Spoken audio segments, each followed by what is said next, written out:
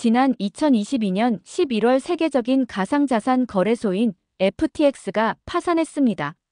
그해 11월 2일 코인데스크가 FTX의 자산을 보유한 알라메다 리서치의 자금 유동성에 대한 의혹을 제기하는 기사를 내보낸 것이 발단이었죠. 11월 7일에는 바이낸스를 세운 자오 창펑이 FTX가 발행한 토큰인 FTT를 전량 매각했죠. 이로 인해 본격적인 엑소더스가 시작되어 FTT는 하루 사이에 80% 이상 대폭락합니다. 파산하기 전 FTX는 거래량 기준으로 세 번째로 큰 가상자산 거래소였죠. 그런데 FTX의 본사가 위치한 곳은 미국이 아닌 카리브해의 섬나라 바하마였습니다. 바하마는 조세 회피처로 유명하죠. 바하마가 어떻게 세계적인 조세 피난처가 됐는지 전 세계 섬 이야기 아카이브 세계의 섬에서 자세하게 알아보겠습니다. 바하마는 현재 페이퍼 컴퍼니의 파라다이스로 불립니다.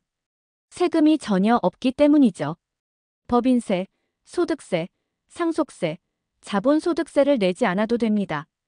이 같은 이유 때문에 FTX는 바하마에 둥지를 틀었죠. 2022년 4월 FTX는 바하마 총리가 참석한 가운데 수도 나소에서 사무실 착공식을 진행하기도 했죠. 당시 바하마 총리는 FTX 본사 사무실이 구글 캠퍼스와 경쟁하는 공간이 될 것이라고 추켜 세웠습니다.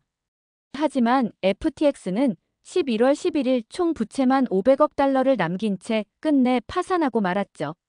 검찰 조사 결과 FTX의 창업주인 샘 뱅크먼 프리드는 바하마의 막대한 규모의 재산을 은닉한 것으로 확인됐습니다. 그가 바하마에서 사들인 부동산은 35곳으로 전체 규모는 2억 5,630만 달러에 달했죠. FTX는 수도가 위치한 뉴 프로비던스 섬 개발에만 수천만 달러를 투입했고 15개의 부동산과 공터 한 곳을 1억 4,300만 달러에 사들였습니다. 바하마 올버니 지역에서는 가장 큰 아파트 두 채를 3천만 달러에 또 다른 한 채는 2,130만 달러의 거액에 사들였죠. FTX는 본사 건물을 짓는 데에도 수천만 달러를 쏟아부었습니다. 그렇다면 바하마는 어떻게 세계적인 조세 피난처가 됐을까요? 1930년대 프랭클린 루즈벨트 미국 대통령이 뉴딜 정책을 펼치며 세율을 높이자 미국의 부자들이 이를 회피하기 위해 바하마를 찾은 게 계기입니다. 루즈벨트 행정부는 부자들에게 이른바 부유세를 매겼죠. 연간 소득이 100만 달러 이상인 고소득자에게는 75%의 세율이 적용됐고 500만 달러를 넘는 사람에게는 79%의 세율을 적용했습니다. 미국은 초기 이를 막기 위한 조치를 취하기도 했지만 얼마 지나지 않아 자국민들의 조세 회피 행위를 용인했죠. 바하마의 법률이나 상업 관행을 바꾸도록 강요하지 않았던 것입니다. 당시만 해도 바하마는 흑인 약 6만 명이 거주하는 나라로 주로 이들은 낮은 임금으로 일하고 있었습니다. 1935년 이전까지 바하마의 사업은 해면 채취나 낚시꾼, 관광객을 위한 음식 제공하는 게 거의 전부였습니다. 바하마는 이후 점차 금융 중심지로 떠오르게 됐죠.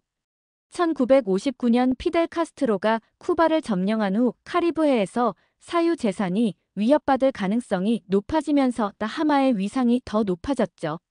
자메이카가 1962년 독립하면서 국제 자본에 엄격해진 것도 원인이 됐습니다. 1970년대와 1980년대에 콜롬비아 카르텔의 마약 자금이 바하마로 흘러들었죠. 1979년 포드 재단에 따르면 마약 자금과 세금 회피 목적으로 유입된 자금이 매년 200억 달러에 달했습니다. 1994년에서 2002년 사이에 칠레 독재자 아우구스토 피노체트 역시 바하마에 있는 두 개의 해외 페이퍼 컴퍼니를 통해 1,200만 달러를 세탁하기도 했죠. 현재 바하마 경제에서 금융이 차지하는 비중은 매우 높습니다.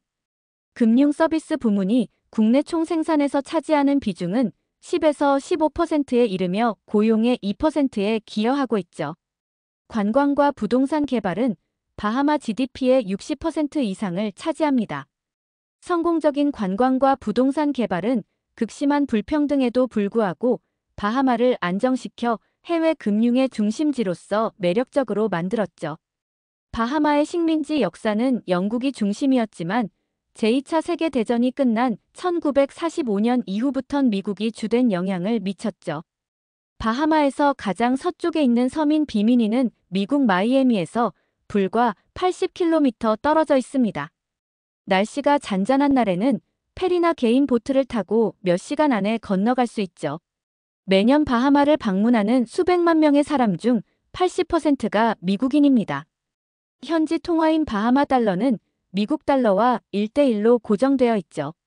미국의 강력한 영향 아래 바하마의 공급망, 식품 및 식료품, 학교 시스템은 모두 미국화돼 있습니다. 1930년대 바하마는 카리브해 일대에서는 최초로 엄격한 은행 비밀법을 채택했습니다. 해외 은행 계좌 소유자에 대한 정보는 바하마 대법원의 특정 명령에 의해서만 공개될 수 있도록 했죠.